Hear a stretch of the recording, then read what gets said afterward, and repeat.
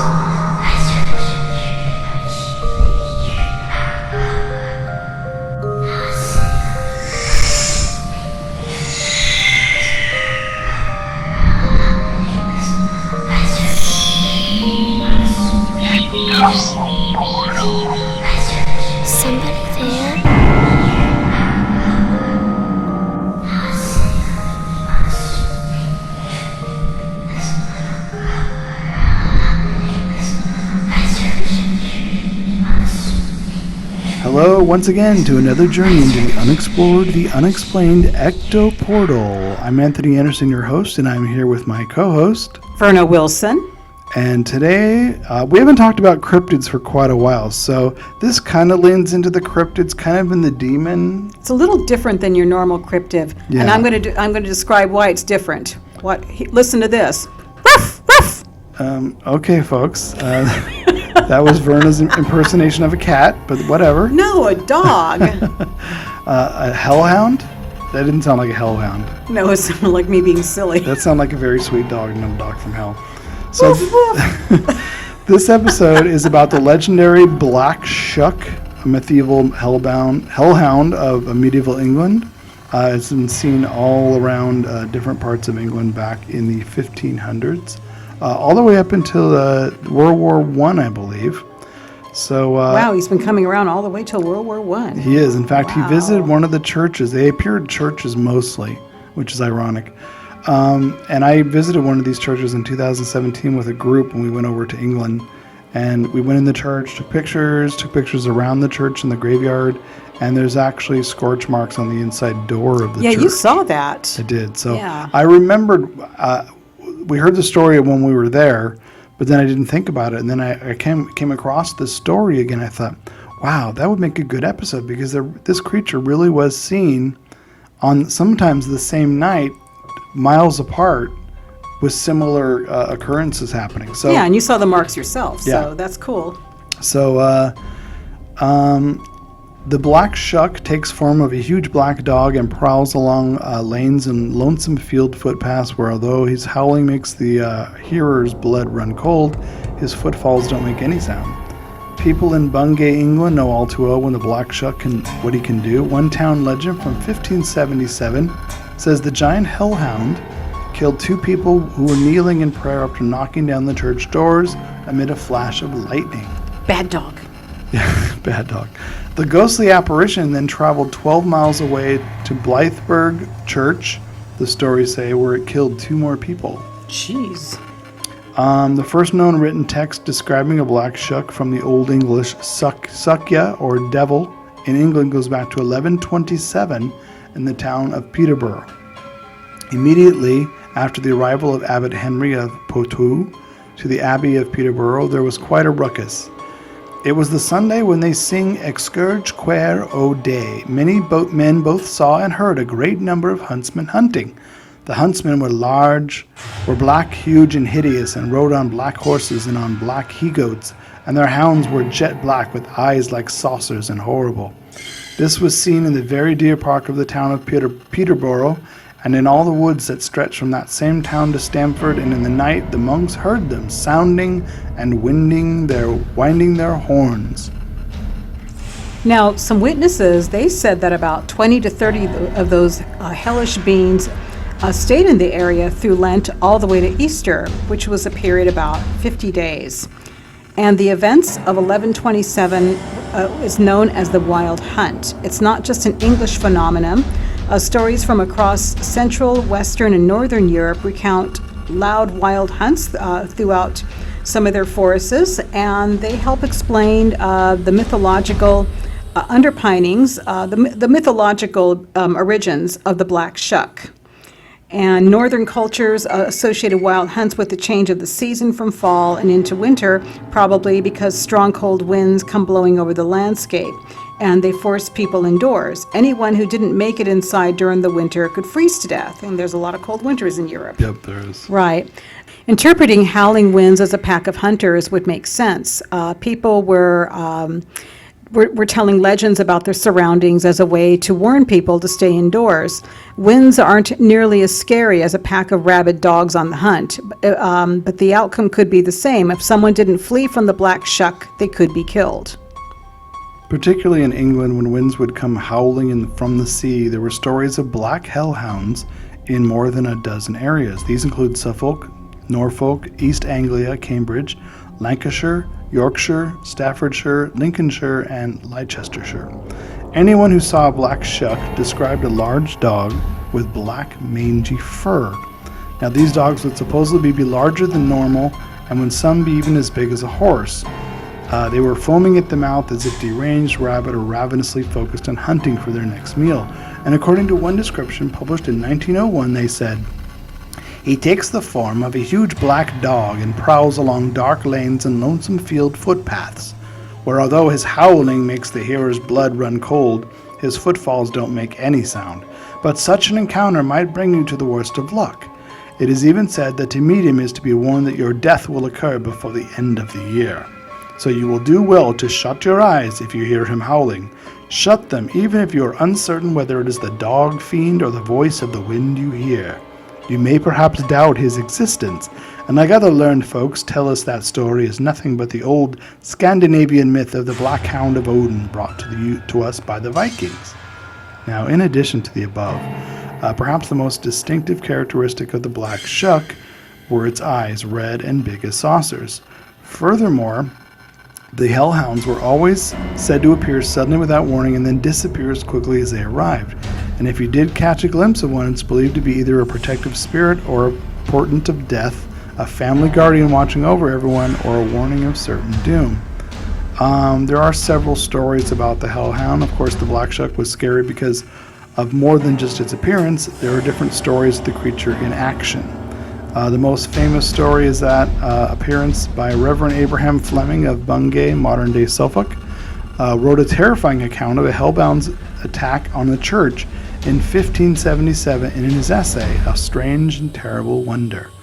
"This black dog, or the devil in such a leniency, God he knoweth all, worketh all, running all along the body of the church with great swiftness and incredible haste among the people in a visible form and shape, passed between two persons as they were kneeling upon their knees, and occupied in prayer as it seemed, wrung the necks of them both at one instant clen backward, in such that even a moment they were kneeled, they strangely died."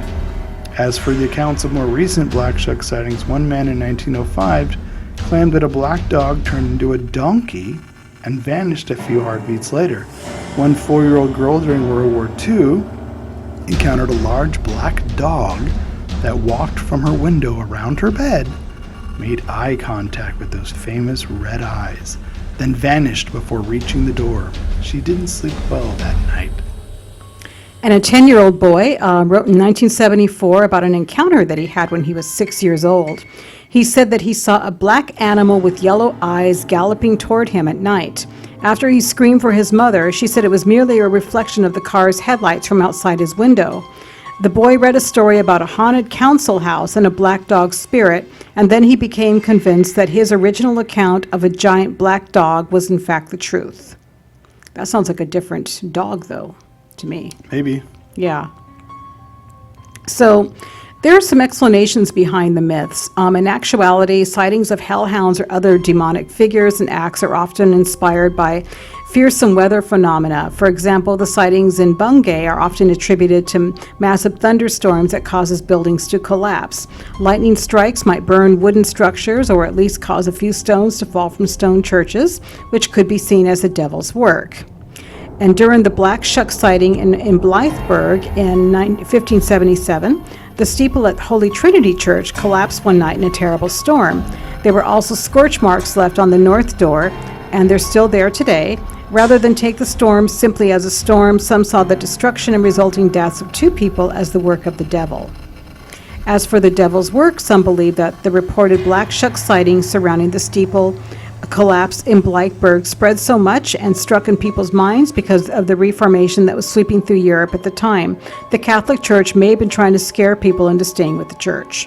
By the way, I did post a video. That's the church I went to. I posted the video on our Facebook page for Ecto Portal. So if you look in the video section of our Ecto Portal page, you can see that. I have a little 3-minute video of the outside and the inside of the church. You can see the actual scorch marks. It's really interesting looking. It's a beautiful church, by the way. It is. It's wonderful. I did a little EVP work outside. And did you get anything? Not really. It's pretty quiet. Oh, well.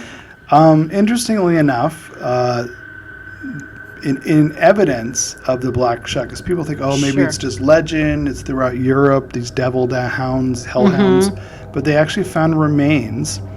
500 years after the black shuck first went on the prowl, archaeologists were examining the skeleton of a 7-foot-long dog unearthed in the remains of an ancient abbey. Now, it was discovered a few miles from 2 churches where black shuck is said to have killed worshippers during an almighty thunderstorm in August of 1577. What's more, it appears to have been buried in a shallow grave at precisely the same time as Shuck is said to have been on the loose, primarily around Suffolk and East Anglia region. Experts will subject the bones and surrounding material to 21st century dating techniques. But first, the legend. The beast's most celebrated attack, as we said, was the Holy Trinity Church, the one I was at. But it's interesting that they talk about, and then 12 miles away, 2 worshipers were killed in St. Mary's Church. One was shriveled like a drawn purse as he prayed. Bones were uncovered in the ruins of Leiston Abbey in Suffolk, were first found by archaeological group Dig Ventures in a project last year. The story of Black Shuck is to have originated from somewhere, and who knows, it could have originated from the dog that was buried here. Painstaking work revealed the skeleton was an extremely large dog. They estimate that it would have weighed more than 14 stones and stood 7 feet tall on its hind legs. That's a big dog. You know, the only big dogs that I know about that could fit that description. Okay, there are Great Danes that are huge, and there are black ones too. Yeah. You ever seen a black Great Dane? They're usually pretty friendly dogs. And then there's Irish Wolfhounds. Those are huge dogs. But 7 feet. Think 7 Well, feet. but then again, animal species back then, though, were a little different than they are now. And people weren't really pet owners, so there could have been some hungry animal wandering around, and he was kind of vicious. Maybe. Unless it was a wolf. A different kind of wolf that's died out since then. That's what I was thinking about that too, because they used to be wolves in England, no longer, but maybe this is when wolves were still there and they were pretty big wolves. Yep. The grave where they found these remains was less than 20 inches deep, and unmarked pottery fragments found at the same level date of the height of the Shuck's alleged reign. Radiocarbon dates will now give an exact age for the bones and serve either to enhance the shaggy dog stories or perhaps to support the far less entertaining theory that here lies a 16th century abbot's beloved old hunting dog. According to folklore, Black Shuck appeared during a storm, of course, at the Holy Trinity Church. Villagers were sheltering inside when a huge clap of thunder caused the doors to burst open. The snarling dog crashed in, ran through the congregation, killing a man and a boy before the steeple crashed through the roof. The dog fled, leaving scorch marks from its claws on the church door that are still visible today. Maybe he was hungry. Maybe he was hungry, but obviously he wanted to come in and kill 2 people and leave. Which he would have been. That's kind of a vicious dog. Yeah. Yeah. So it's.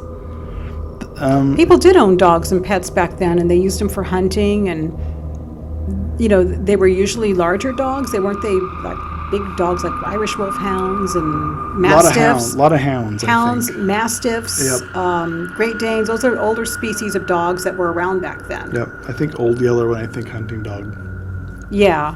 Hounds. And of course, I have read in other myths, English and Scandinavian myths, where they talk about a mysterious hound or hunting hounds.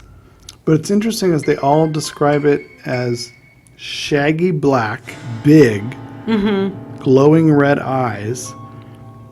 Now, we don't know that glowing red eyes isn't from the light reflected from a torch. I've seen an animal's candle. eyes look weird in the middle of the night. I mean, But usually it's reflecting off another light source. So I'm just saying, Right. if someone had a torch in their hand, burning flame, their eyes reflected it, they think, oh my God, the dog's eyes are glowing red, when in fact it's just reflecting the light of the torch.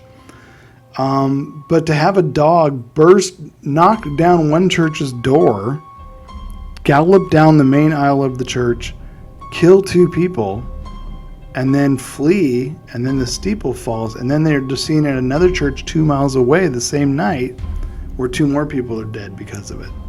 it makes me wonder if there's some pack of hounds that somebody kept and didn't feed, and they escaped, and they were vicious.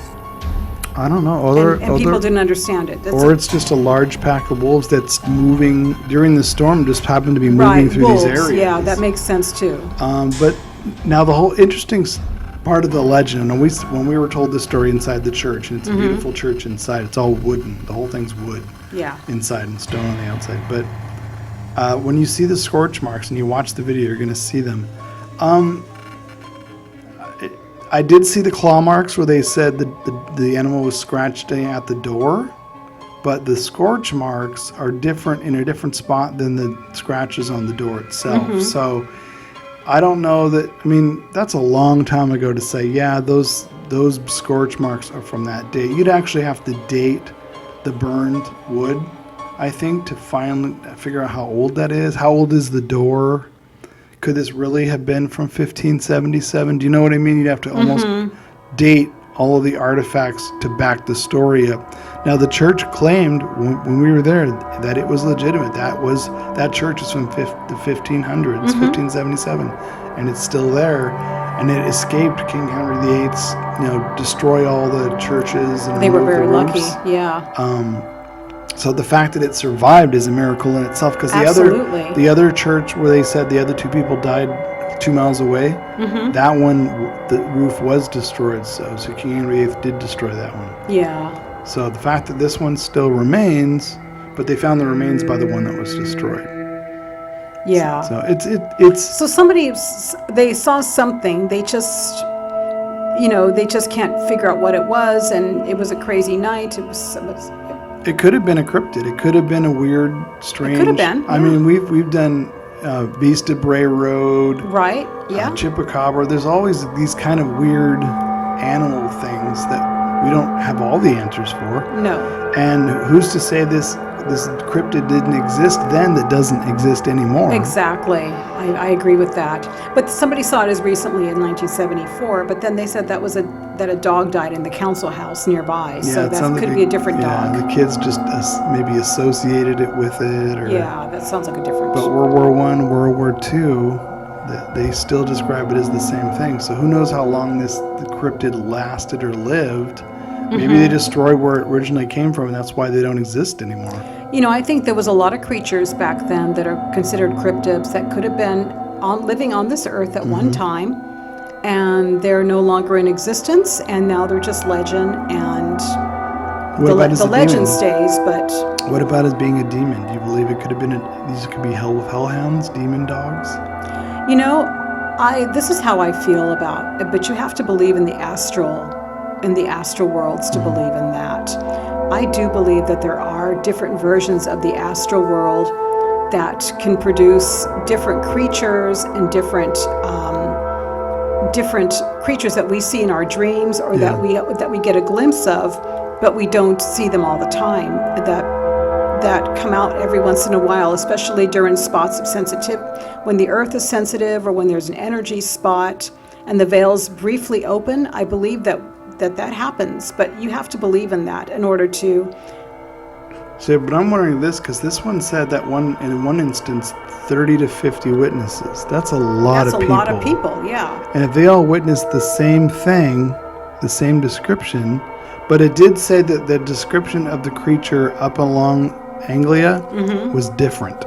Yeah.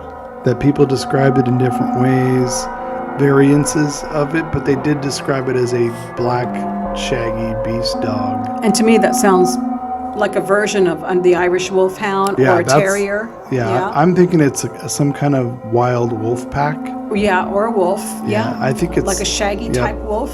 Yeah. Yep. I have a hunch it's one that probably doesn't exist anymore, but it did up until a certain time. Either its home was leveled or whatever. Now I keep hearing that there's no more wolves in England. How did wolves get destroyed in England? I mean, especially with all the forests and the wild creatures that lived back then. I mean, did people just hunt them out, or? Well, it could be certain areas that they really lived in, that those areas were destroyed, and thus it made them move on and they couldn't survive as well. That's true too. That changes. Yeah. I don't really have the answers for that. Oh, I know. but it also would explain why this creature was seen for a long time and then nobody could explain it. Yeah, but that's pretty bad to be in a church praying and this. And then some giant hound attacks you. Yeah. Yeah, that's pretty scary. Knocks you over, jumps on top of you, you're dead. It seemed a little crazy extreme that they just sort of knocked him over and they both were dead. But I don't know. But then again, dogs, I mean, I'm not an expert on this, but from what I heard about dogs, that when they attack you, they grab certain parts of your neck or certain parts of you, like if they're arteries, vicious, and they can dig their teeth into you, and who knows how that's true, how it can hurt you, destroy you. Yeah, I mean, we don't know if they didn't go for their throat, whatever. Yeah. We don't know. All it takes is a bite in the wrong place to bleed to death. Yeah. But the whole scratching at the door and the burn marks, and then the steeple on this church that I was at toppled. Oh, wow. Right after the dog left, the steeple toppled. They think it got hit by lightning just as the dog left. Crazy. And it's interesting they only come out during certain weather. Yeah, and this is all during a thunder lightning storm that happened in that area at that August of 1577. Now, if it's a real wolf or a real dog and they come out during thunderstorm, what makes you think that they would pick that weather for it? They're hungry, they can't find food. But isn't it interesting that they showed up at churches? At churches, out of all places. Isn't that weird? But then those are places that are open, accessible. A farmer or a house, they're going to protect their house.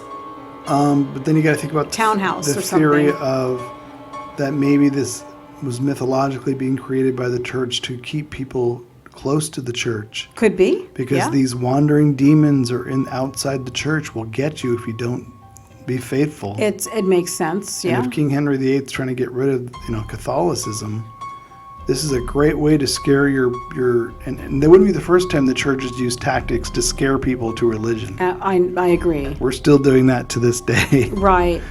So I wouldn't put it past them to amp up these stories. Maybe it was a wolf that came into the church, but they said, oh no, it was a demon hellhound, and it was looking for those that don't believe, who aren't part of the church or were thinking of leaving.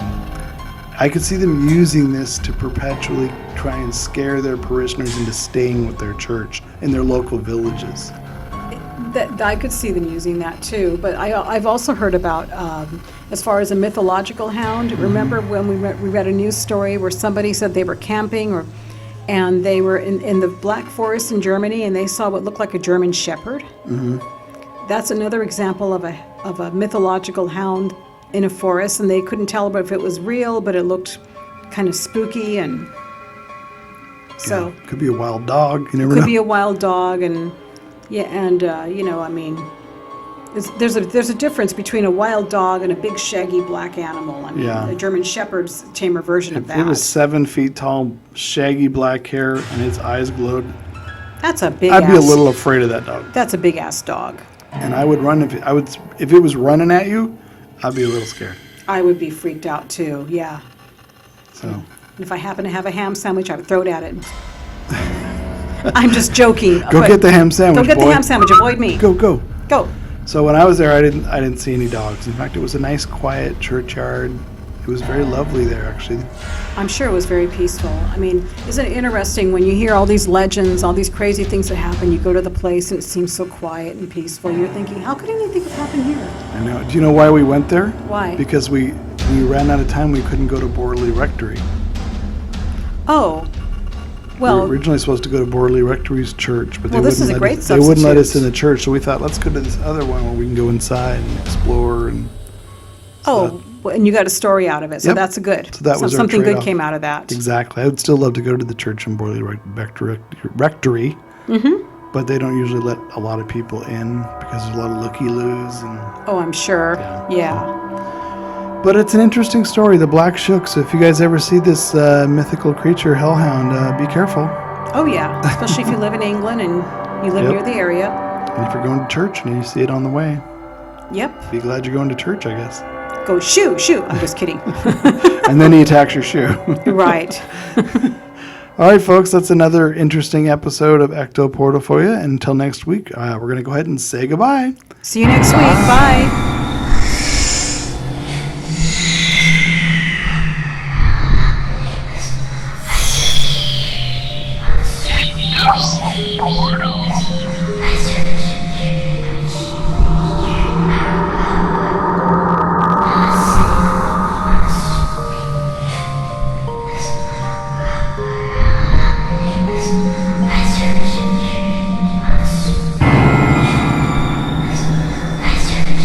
Royalty-free, copyright-free music by Kevin MacLeod and Ross Bugden.